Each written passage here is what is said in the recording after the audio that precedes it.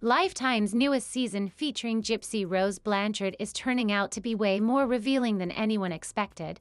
At first glance, it seemed like they were trying to push the familiar narrative of Gypsy as a victim, someone endlessly judged and picked apart by the media, social platforms, and pretty much the entire internet.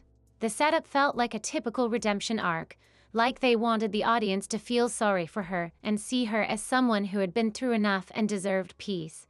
But slowly, and maybe even intentionally, that storyline began to unravel. Instead of staying consistent with the sympathy angle, Lifetime started slipping in clips and moments that painted a very different image, one that didn't flatter Gypsy at all. These scenes weren't random either. They seemed carefully placed, almost as if the producers were purposely trying to show a messier, more complicated side of her. Episode 4 especially came off like it was built around the idea of exposing the truth rather than protecting her image. There was a strong sense that Lifetime had decided it was time to stop playing nice and give viewers something raw, even if it made Gypsy look bad. The episode dives right into the drama by featuring her ex, Ryan. In a moment that felt totally unfiltered, Ryan brings up the possibility that he might be the father of Gypsy's baby. He doesn't seem thrilled about it either. He talks about how awkward and embarrassing it would be if it turned out to be true, especially since Gypsy had already gone full speed ahead with public gender reveals and baby updates with her new partner. He calls the whole thing a crazy plot twist, and even admits that a part of him is curious to see the reactions if the baby did turn out to be his. See, Rose Blanchard humiliated herself on TV last night, and we need to talk about it. Lifetime played this, and I want y'all to see it, because I actually posted about this back when it actually happened. But it is so funny that Lifetime put this out there, and it made Gypsy look horrendous. That alone was juicy, but Lifetime took it up a notch. Right after that, they cut to a live stream of Gypsy where she's venting about Ryan. She sounds irritated and says he needs to stop mentioning her and move on with his life. I want you to be happy, Ryan. I really do. I want it to be genuine. And I need this fighting, in a sense, to stop. Like, please, please, please, can we just think about my child for a second in this and be wrong about it? That's all that I ask. I'm not trying to come at you. I'm not trying to prevent you from healing or getting a girlfriend. I'm happy if you do. My wish is that, I have my happiness with Ken and you have a happiness with someone that will love you the way you should be loved. Because I know you have a good heart. You have a good heart. And I'm hoping that you didn't let me ruin that good part in your heart that does love so openly. So I really, really wish the best for you if you're watching this. So with that being said, I'm going to be a mature adult. I hope you will too. And let's do the right thing and get divorced and then go about our lives. It seems like she's trying to brush him off, but the editing says otherwise.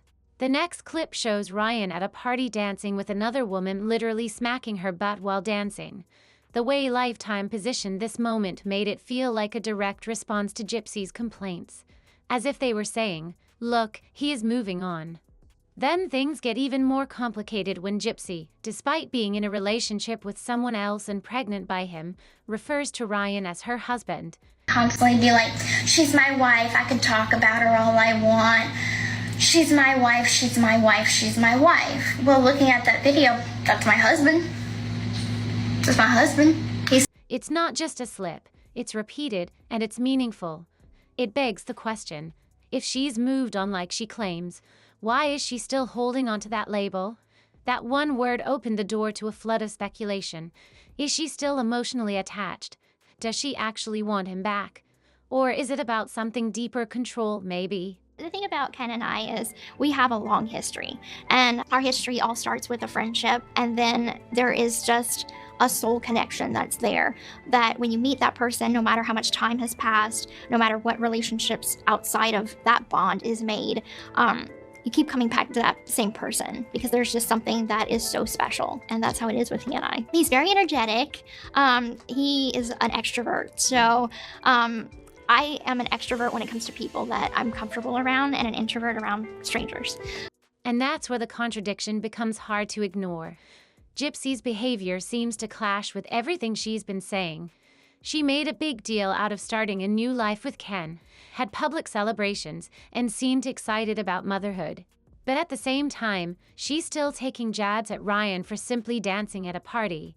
The reaction didn't come off as mature or indifferent. It felt bitter, like she wasn't as over him as she wanted people to believe. Lifetime didn't shy away from showing that inconsistency. They highlighted it. Another shocking moment came when Gypsy said that Ryan's behavior dancing with someone else was disrespectful to her baby.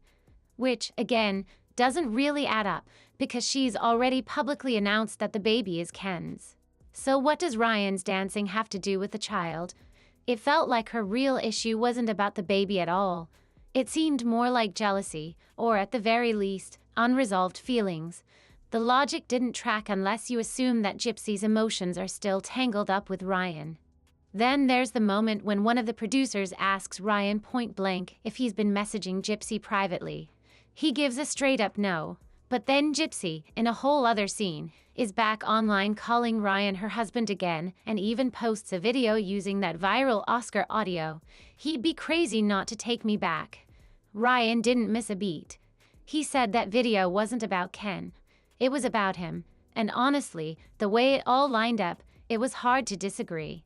Throughout the episode, Lifetime didn't just sprinkle in subtle clues. They laid out a whole roadmap of messy emotions and mixed signals. Clip after clip showed Gypsy saying she's moved on, only to follow it up with actions that screamed the opposite. It wasn't just occasional contradictions either. It felt like the whole episode was edited to draw attention to her emotional confusion and lingering attachment. It left no doubt that, while Ryan seems to be done and moving forward, Gypsy is still very much caught up in the past. And then there's one final moment that really stuck with viewers.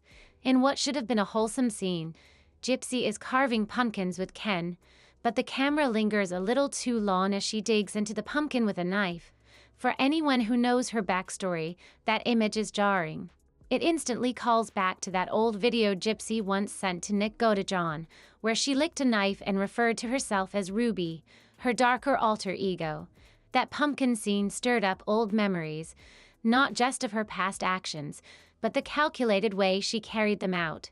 It reminded people that underneath the bubbly image she tries to maintain, there's a much darker history. Y'all, you can't make this crap up. Not Gypsy Rose out here carving a pumpkin, but not just any old pumpkin. She's carving that pumpkin like she's about to carve through the bloodstains of her past. I mean, she's holding that knife with the kind of precision you only see in a pro, okay? She's got the grip, the focus, the determination, and she's got the look in her eyes. Y'all, she was carving through every dark memory she ever had. Then here comes Ken. What the hell was Ken thinking? Hey Gypsy, do you want to carve it yourself or do you want me to carve it? Like, Ken, you know that she asked Nick to do the carving the last time, right? I'm just saying. This woman is sitting there holding a knife, carving a pumpkin, reminiscing about the last time she carved something, and he thought it was okay to bring up Dee Dee? For real? I mean, Gypsy Rose, a pro with a knife, about to sit here and cut through memories of her past, and Ken's out here trying to have a conversation about her mother? Like, is he for real? Hey Gypsy, you want me to carve it like Nick handled the last bit of family business? The way you like to solve problems around here? Ken, let me give you some advice. When a woman is holding a knife, actually, when a convicted murderer is holding a knife, you don't bring up her past. You don't bring up her mother. You don't talk about Dee Dee. You just don't get involved. And you especially don't ask her to help her do the carving. That, my friend, is a mistake you just can't come back from. Ask Nick. Here Ken is thinking this was a cute little Halloween moment, but it was almost his final scene. And the pumpkin? That's the least of his worries. Y'all, somebody check on Ken. Does he need an extraction team? The way he's talking, it looks like the pumpkin isn't the only thing about to get carved. I'm just saying, there's that. It's hard not to wonder if that pumpkin carving scene with Gypsy was just a casual moment, or if Lifetime intentionally placed it there to stir emotions. The timing felt too precise. Right after showing Gypsy confidently digging into a pumpkin with a knife, an image already unsettling given her past, they cut to a conversation about Dee Dee, the very woman she helped plan to kill. It didn't come across as accidental. It felt like the producers were intentionally guiding viewers to make a connection, drawing out the disturbing irony without having to say anything out loud. Lifetime clearly knows how to push boundaries, and in that moment, it felt like they were pushing all of them. Then comes the car scene with Ken. After a content creator live-streamed while passing by Gypsy's family home, she became visibly shaken, understandably so. She reached out to her dad and stepmom, Christy, to let them know what happened. But it was what she said afterward that stuck. She mentioned how a home is supposed to be a place where someone feels safe, and added that it wasn't fair. That statement, coming from Gypsy, hit differently. The weight of her words felt uncomfortably ironic. Because when you think about it, Dee Dee probably believed her home was a sanctuary too. She never would have imagined that her own daughter was secretly orchestrating a plan to end her life right under that same roof. That's where the real sting of Gypsy's words comes in. Her comments about safety and fairness carry a disturbing double meaning when you remember what happened.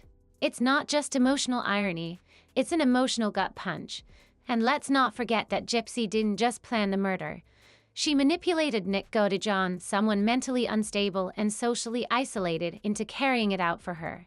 She steered the entire thing and then cooperated with authorities enough to walk away with a significantly lighter sentence, while Nick now sits behind bars for life. Meanwhile, Gypsy's rebranding herself, going on interviews, starring in new media projects, and smiling for fans on social media. Yet here she is, describing herself as scared, claiming the world is full of crazy people. That's a jarring thing to hear coming from someone who once lured a vulnerable man into committing murder. She didn't just convince Nick, she groomed and used him, all while hiding behind the mask of innocence. She knew what she was doing and used her perceived helplessness as a weapon. She wasn't just a victim of abuse, she became a master manipulator. And now, to hear her express fear about the chaos of the outside world feels bold, almost shameless. She talks about needing protection, but what protection did she offer her mother? And what justice did Nick get? Gypsy constantly positions herself as the misunderstood one, the wounded girl looking for peace. But there comes a point when victimhood can no longer cover up manipulation, and Gypsy has crossed that line repeatedly. Yes, her upbringing was horrific. No one argues that. But instead of focusing on healing, owning her decisions, and being transparent about what really happened, she seems more interested in spinning a narrative that keeps her in the spotlight. And it looks like Lifetime has finally had enough. They're no longer wrapping her story in soft edits and emotional background music. They're showing her for who she is through clips that contradict each other, through moments that shine a light on her true intentions, and through editing choices that seem to expose rather than protect her. Maybe the network is trying to redeem itself after facing backlash for glorifying her in the past. Or maybe they've realized that the real story doesn't need any added drama. Just the unfiltered truth is enough to shock. Whatever their reason, the network isn't pulling punches anymore. They're peeling back the layers, quietly but deliberately, letting Gypsy's own words and actions speak for themselves. And what's wild is she doesn't even seem to notice. She still seems to think she's the leading lady in a redemption arc. But the way this is being framed, it's starting to look like she's becoming the villain in her own story. And she may not even realize she's being written that way.